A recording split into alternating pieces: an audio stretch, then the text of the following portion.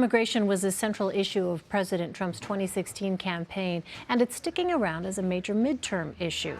On Wednesday, the president signed an executive order reversing his administration's family separation policy, at least temporarily. So how is this move playing with voters ahead of the midterms? A new CBS News Battleground Tracker poll found 58% of those polled disapproved of the president's child separation policy. In the same poll, 84% of Democrats said immigration is an important factor in their congressional vote. That's compared to 43% of Republicans.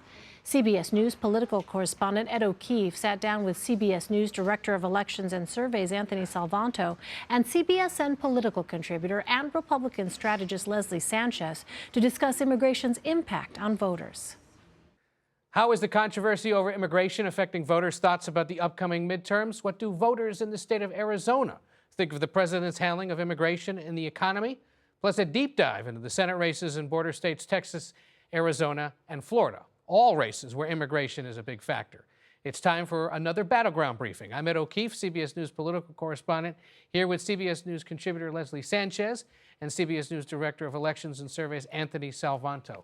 Great to have you both here, picking up where we left off on Face the Nation. Anthony, you spent the last few days, obviously, asking these questions of thousands of Americans.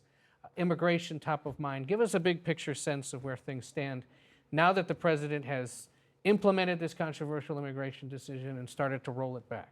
Well, you know, the majority felt like the policy of separating families was something that they didn't approve of. And the president, I think, clearly responded to some of that pressure, but his base, his supporters, still were more favorable of it, you know, seeing it in a broader context of being, you know, cracking down on illegal immigration. You know, that said, you and I were talking earlier this week about how this might play out and where this might play out. And the first thing that came to mind really was in Arizona, one of a number of border states. So we did a poll there in Arizona because, you know, that's a place where the Democrats feel like they might have a chance to pick up a Senate seat in a year where the map doesn't otherwise favor them, you know, very heavily. The poll finds that the Democrats have a lead in that race over a number of Republicans who are running. But that's really the more immediate story, is that primary where the Republicans are going to choose their nominee. And that's one of the reasons why, you know, I know you went out to Arizona and sat down with some voters. That's right. We had a conversation with 4 voters, 2 basically Republicans, 2 basically Democrats. You know, they might vote one way or the other in past elections. Talked a lot about immigration, talked a lot about the economy, talked a lot about how the country seems to be tearing itself apart, or at least tearing its hair out a little bit. But we did dive in just a little bit to this Senate race that they're going to have later this year because Jeff Flake is retiring. I asked them about their 2 current senators and about the person that might succeed Jeff Flake, the retiring senator. Take a look. So let me ask you some questions sort of specific to Arizona, because you've got an incredibly competitive Senate race this year, prompted by the fact that your senator, Jeff Flake, decided to retire, in part because he's such a big critic of the president that he realized he probably wasn't going to be able to make it through his primary. I'm just curious, what do you make of Jeff Flake? What does he mean to the state? Well, I can tell you what grassroots people think. They call him Jeff Flake the Flake. Okay. Michael?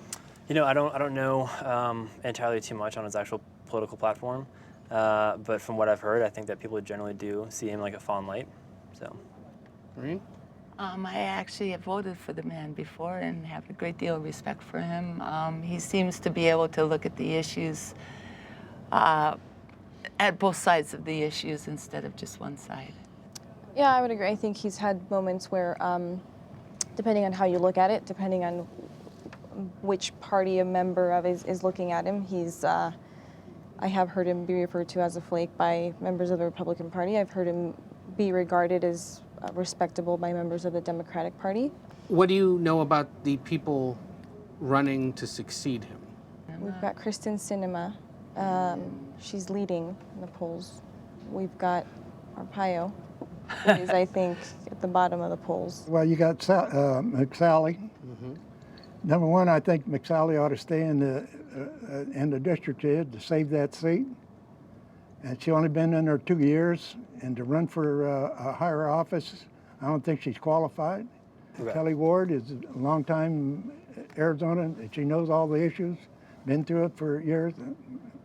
Will I give credit for being an air pilot and all that stuff? Since I was an infantryman, I stick with the infantry guys more than I do Air Force guys. And what about John McCain? What has he meant to Arizona? I've always been a big fan of John McCain, and sometimes I like him and sometimes I hate him. But he always does what's right. And I have to say that I respect John McCain the most with that moment with a woman who asked him the question, is President Obama really whatever? And John McCain was a man enough to say, no, he's just a regular guy. You know, and we need more of that. You know, we don't need to be trashing each other. We all want the same goal. Mike, how about you? I definitely respect the man. I think someone with a background like that definitely commands respect. I think as a fellow Republican that I look upon him fondly, and honestly, I feel empathy for him for his current situation.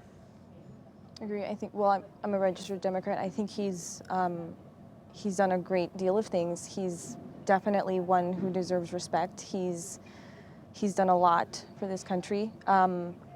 My concern is his health currently. You know, he's been in his seat for over 30 years, and he's dealing now with an illness, right? He's dealing with a condition now, and I wonder how his health is going to trend. Is he going to remain capable, and should he remain in that seat for his health purposes? Should he? That's a tough question. I think that's certainly something that he needs to decide. I know that he's still there. So this is another one of those that you wonder what time will tell. I'm nobody to say whether or not he should, because he's still doing it. So it's a good question. Well, I have a different take on that. I have a lot of respect for what he went through as a prisoner of war. I think he's a great patriot for what he did. But there were a lot of other guys there that had to go through the same thing that he did. He came back and I don't know how it came about, but he ran for office because I lived in California at the time. Been there about 30 years as a U.S. Senator.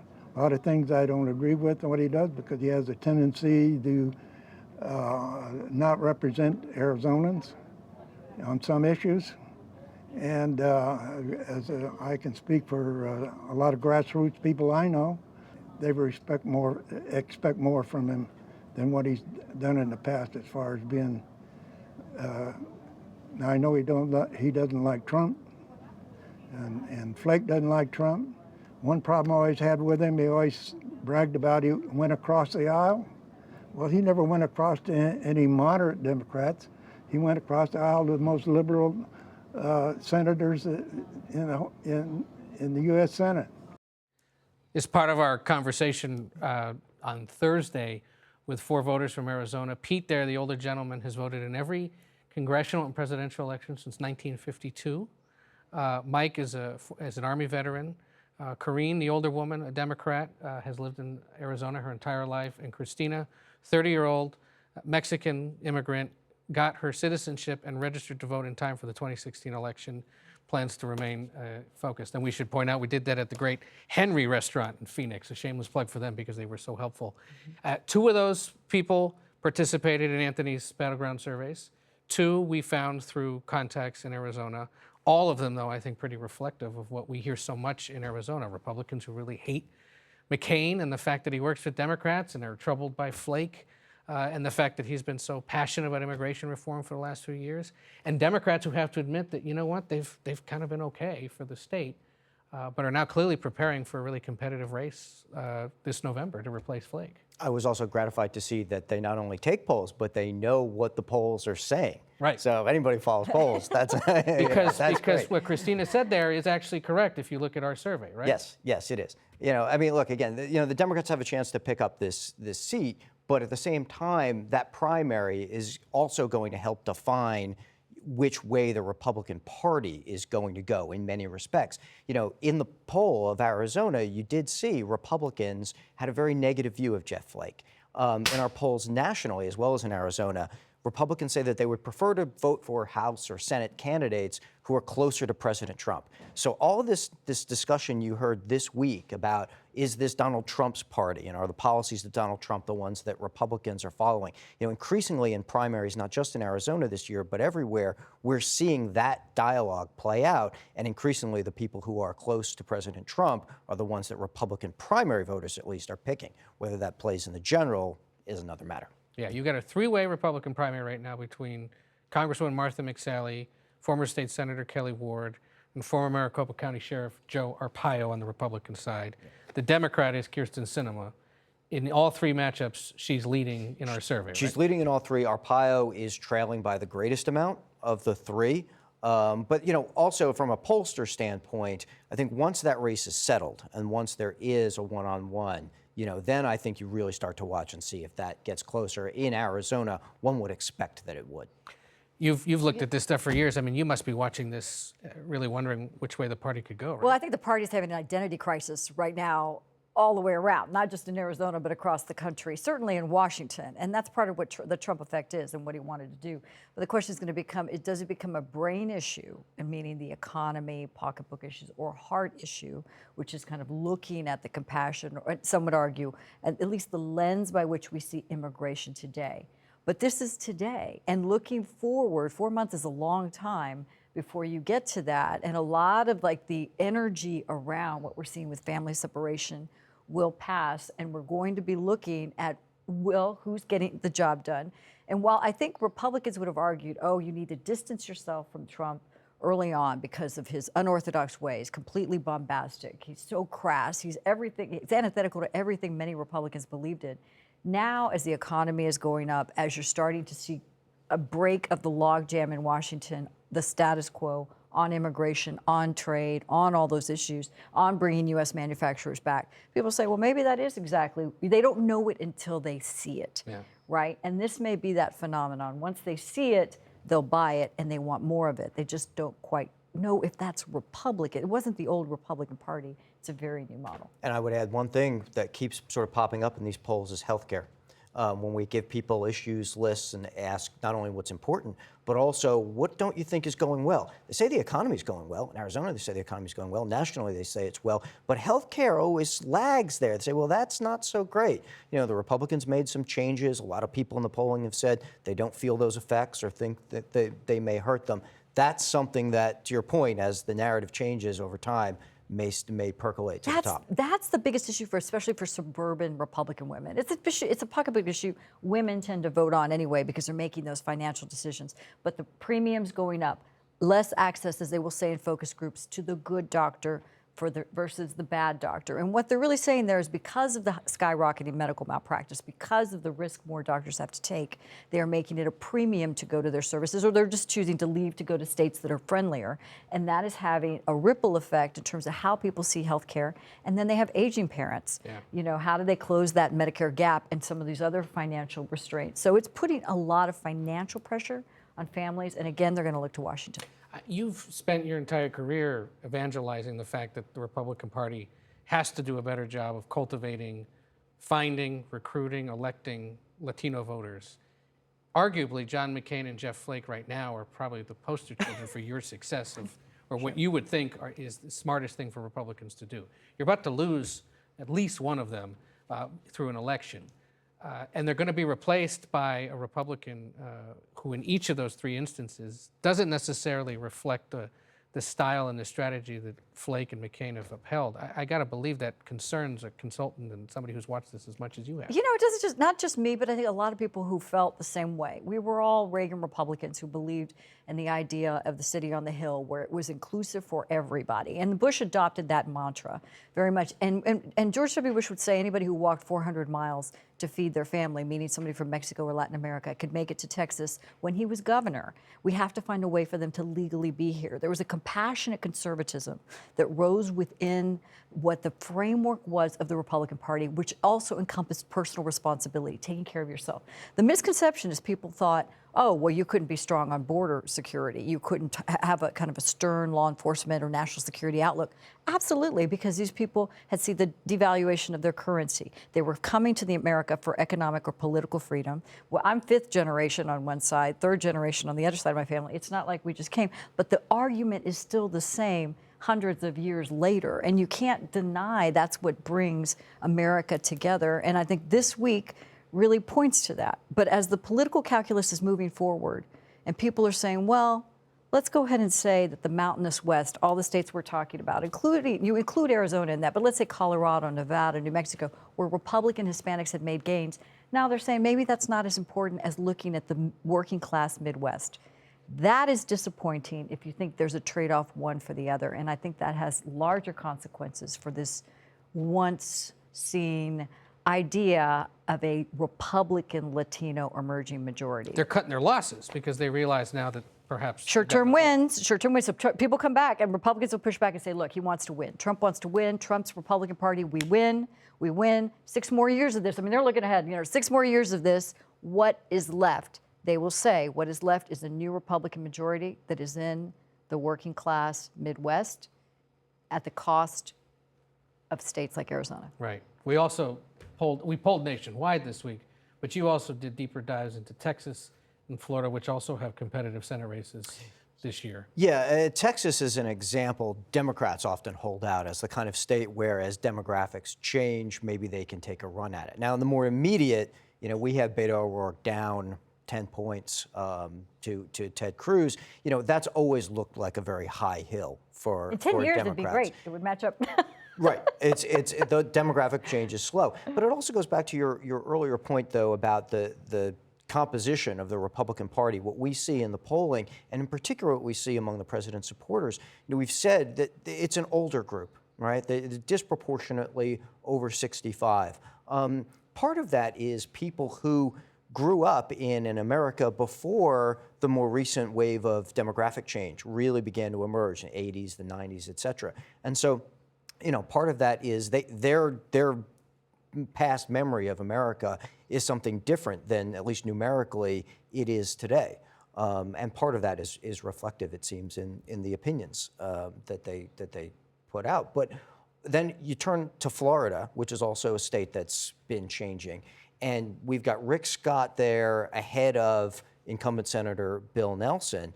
Rick Scott actually doing very well with the Hispanic vote there. Right. And, I think we were talking off stage a little bit about how he has tried to cultivate that. And that's obviously going to be an important part if he is, going to be able to win that. He had like a 61% approval rating in the poll right now as governor? He's got a very strong approval rating. And he's one of the standouts among Republicans who's actually cultivated Latino voters across the state. He's already running Spanish language ads, whereas Bill Nelson's nowhere to be seen, some would say, in the Latino media space at least, and is struggling to connect with Latino voters.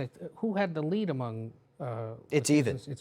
Which is not a good thing if you're a Democrat running in Florida. No, but there's a playbook in Florida. If you remember, even Jeb Bush the first time around did not have the grassroots infrastructure, even though he's in a bilingual family, he didn't really put the energy into working a very diversified, sophisticated voter group. This is when he ran for governor back in 1998. Exactly, before he kind of got those elements right. So the state is always, it's a dynamic state, a state of flux with a lot of competing interest. But that's the point. Any good candidate is going to think about those interests of how to bring them together and invite them to the table. One thing we say about immigrant groups, people just want an engraved invitation, and if you invite them, they're going to bring the whole family. And that is really the way candidates need to approach this. And I think when they're tone deaf, not only in rhetoric, but in approach, they're going to pay a price. Yeah. Obviously, immigration has dominated the last few days. And what I found fascinating is that this did very little to change opinions of the president among those who either already like him or already detest him. The numbers really didn't move, right? No, they didn't. You unpack that a little bit over the course of the week, and news moves so fast, things change every day. Even we started the poll after he had signed the executive order, and so his supporters felt like he had taken care of a problem by doing that. Many of them felt that he had taken care of a problem that he inherited, not one that in the Democrats' view and in many independents, that he had created in the family separation. So there was kind of a finality to that in a way. And so he got, even from Republicans who divided over the idea of separation of families, he still got strong overall approval for handling the matter overall. Then you take that and you look at the fact that a lot of people say that the economy is good. And that, I think, is really underpinning, buttressing the president's approval numbers, which in our earlier poll this week and this one essentially have not moved. Now, having said that, he's not on the ballot, at least not, he's not on the ballot in November. But all these Republican candidates who are looking at this and saying, well, how does this affect us? Well, there we find it really interesting. Democrats say that this will be a factor, that this whole issue of family separation will be a factor. People who don't approve of it say that it'll be a factor and marginally make them vote Democratic. Now, it's a long way off. It's also, that opinion is strong among people who say they haven't normally voted in midterms, which brings all of this back around to the turnout equation, and can Democrats sort of sustain that or use this over the next 4 months? And that remains an open question in all of these places. That's what's fascinating about it, and we talked about that earlier today, is immigration being this fire issue, this evangelizing issue to motivate the base to come out, because they feel this is finally putting pressure not only on Democrats but Republicans to come to the table and find a solution for this. Republicans are very quick, though, especially probably the ones in these polls, to remind you that Obama did this. Yeah. This was a problem. He was the deporter-in-chief. This is just a president who's standing for the rule of law. He's actually creating leverage. He hit that pain point. He hit a nerve this week, and he pulled back, but he has everybody talking about it. So politically, if you want to be shrewd about it, you could say, hey, he's doing this to get the base out in November. If we're going to be tactical, you can say this may be a big win for the president to bring all the different elements together for something they can agree on. We asked those voters in Phoenix about the president and sort of where he fits into all of this, and kind of interesting responses. We should take a listen. Would you vote for him if you had a chance in 2020? I think so. Yeah, I think based on the way that our economy is currently going, I think based on our unemployment numbers, things that are important to me, I think that I would continue to vote for him. So, Karine, what do you make of the president? I think there's a lot more things important in the economy. We need to focus on bringing us together as a people.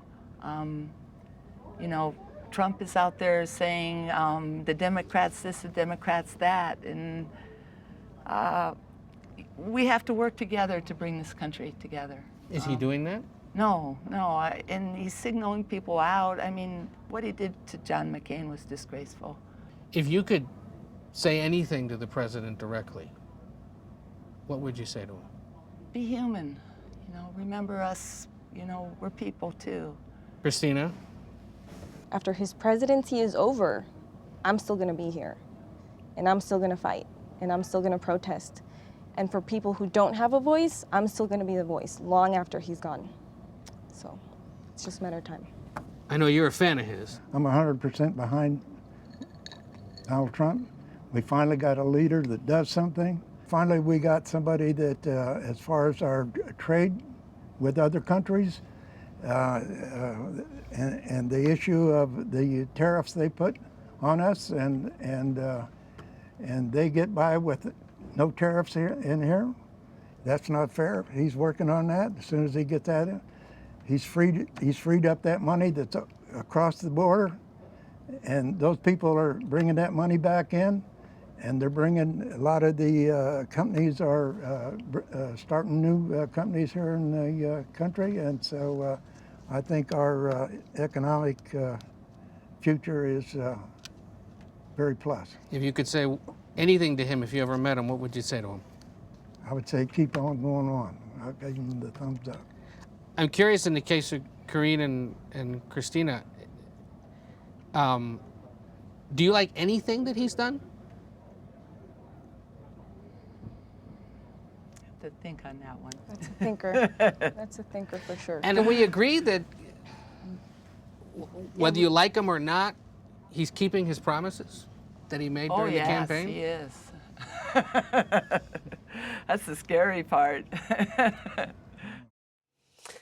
Interesting stuff.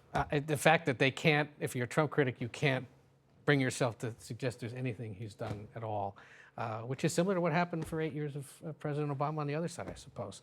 We got to wrap things up, but quickly, I'm just curious, looking at these surveys, looking at the past week, what should we keep in mind? Look, elections are first about how people decide, then about what they decide. And the how they decide was really on full view this week. You had the debate about immigration. Others want to talk about the economy. I think that back and forth is what we watch going forward. The frustration in America was many in the Republicans felt the party had become feckless and weak. And this is showing a new alternative for what Republicans can look like and approaches. In many ways, it has dehumanized a lot of folks on immigration, but will it get things done? And that's really going to be the final outcome. Well, we'll see. We'll have to leave it there. You can see all of this polling data, by the way, at cbsnews.com. And on behalf of, we should point out also, Leslie, you like what they have to say. They've actually written about this, or they're writing about it, and it's coming soon. Leslie, the author of Los Republicanos, Why Hispanics and Republicans Need Each Other, literally a whole book on what we've just discussed. And Anthony's coming out with a new book in August. Where did you get this number, right?